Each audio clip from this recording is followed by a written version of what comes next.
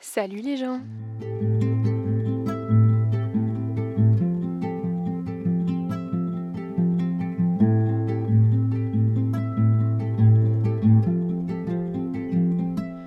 On se retrouve sur la chaîne avec un nouveau format.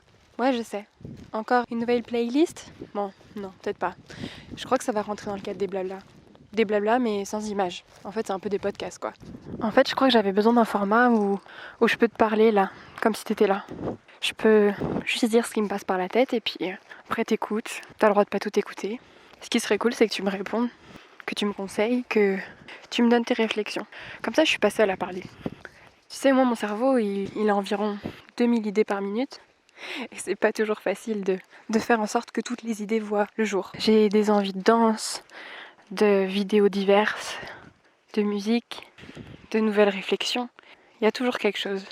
C'est peut-être un peu pour ça aussi que la méditation, ça m'inquiète un peu, dans le sens où j'ai tellement de pensées qui se chevauchent les unes les autres, que c'est un peu dur de les classer et finalement juste les laisser passer sans vraiment les retenir. Parce qu'en fait c'est ça. Tiens, si on parlait de la méditation. En 2018, quand on est parti avec Jones faire un voyage qui s'est dirigé vers la Corse, la Sardaigne, puis l'Italie, on avait mis en place sur les 2 dernières semaines, il me semble, un espèce de petit planning, une petite routine à faire. Et donc tous les matins, en se réveillant, on faisait un exercice de respiration selon la méthode Wim Hof. J'en reparlerai peut-être, pourquoi pas. Et donc en fait cette méthode de respiration, elle nous aidait à résister au froid puisque ce voyage, on le faisait dans notre voiture, une 308 banale. On dormait dedans avec Nello et donc on avait besoin un petit peu de se renforcer par rapport au froid parce que même si on se trouvait en Corse, en Sardaigne, puis en Italie, parfois on se retrouvait à des altitudes assez hautes et donc à des températures assez basses. Je me rappelle d'une nuit notamment où durant la nuit, il faisait moins 3 degrés, voire plus parce que le moins 3 degrés, on l'a vu en se réveillant le matin. La voiture étant gelée. Et avec nos sacs de couchage militaire, ça passait. Mais bref, ça, c'est pas le sujet. Après notre exercice de respiration, parce que c'était un peu une préparation justement à une méditation, on était déjà concentré sur notre respiration et finalement sur nous-mêmes. L'avantage du matin, c'est que ton cerveau, il n'est pas encore lancé et il te lance pas justement sur des millions d'idées à la seconde. Ce qui, pour moi, est très important. Oh, il y a un petit chat. Petit chat. Coucou. Vous noterez que si je parais un peu essoufflée, c'est parce que j'aime bien faire ces petits podcasts tranquillou quand je promène Nello. Parce que souvent par ici, il n'y a personne, c'est plutôt calme, la nature est sympathique et Nello se défoule. Il se défoule et moi je parle. Pour en revenir donc à cette petite routine matinale, après l'exercice de respiration, on était en parfaite condition pour commencer une méditation. Et je crois que j'ai jamais eu des méditations aussi bénéfiques que celles que j'ai pu faire les matins dans la voiture. Mais bizarrement, même si j'ai eu ces expériences qui étaient quand même plutôt cool et qui me faisaient du bien, qui m'apaisaient, qui me recadraient un peu, qui me rendaient un peu focus sur la journée à suivre et même sur moi-même, qui me rendaient plus à l'écoute en fait de mon corps, de mes idées, et qui mettaient un peu plus au clair d'ailleurs mes idées.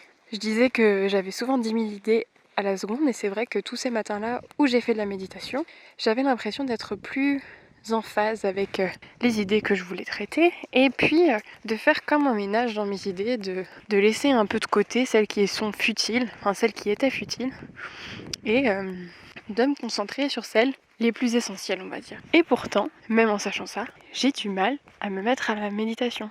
Alors que je sais que ça me fait du bien. Chaque fois que je me force, parce que vraiment c'est ça, je me force. Chaque fois que je me force à le faire, j'en arrive toujours à la même conclusion. J'adore ça, ça me calme, ça m'apaise. Je reconnecte avec moi-même le temps de 10, 20 minutes. J'ai rarement fait plus. Sinon, j'ai toujours l'impression que je vais m'endormir ou que je me force vraiment à rester dedans et ça en devient plus compliqué. Donc voilà un peu mes pensées en vrac sur la méditation. Je pense vraiment que ça peut aider beaucoup de gens. J'ai une amie qui m'a dit jamais je me sentirais de faire de la méditation parce que pour elle être immobile pendant quelques minutes c'est même impensable. Mais à côté de ça elle fait de la musique. Et en faisant de la musique, c'est sa forme de méditation.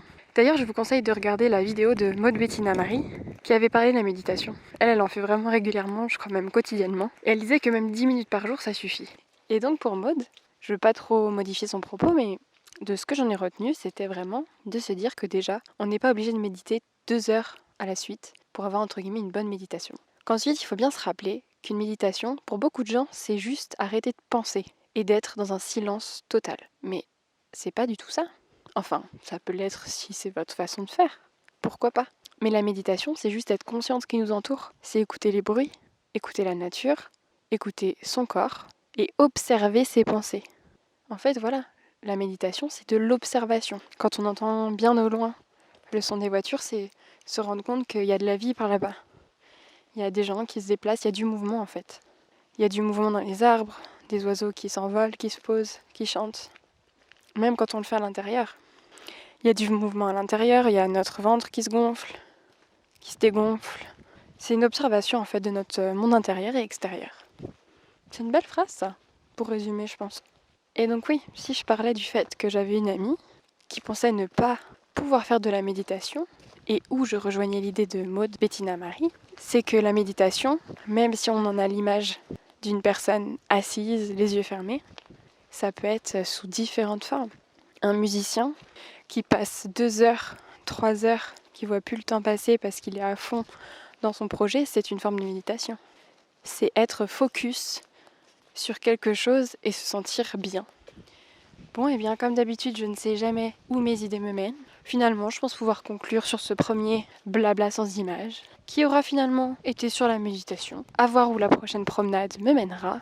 En tout cas, moi, j'aime bien ce petit format. Ça me permet de me libérer de quelques idées, les partager avec vous et j'espère derrière pouvoir échanger avec vous sur ces sujets-là. Selon l'heure à laquelle vous écoutez ce blabla sans image, je vous souhaite une bonne journée ou une bonne soirée ou une bonne nuit. J'espère que vous reviendrez m'écouter sur la chaîne. Je vous fais des gros bisous et vous dis à bientôt.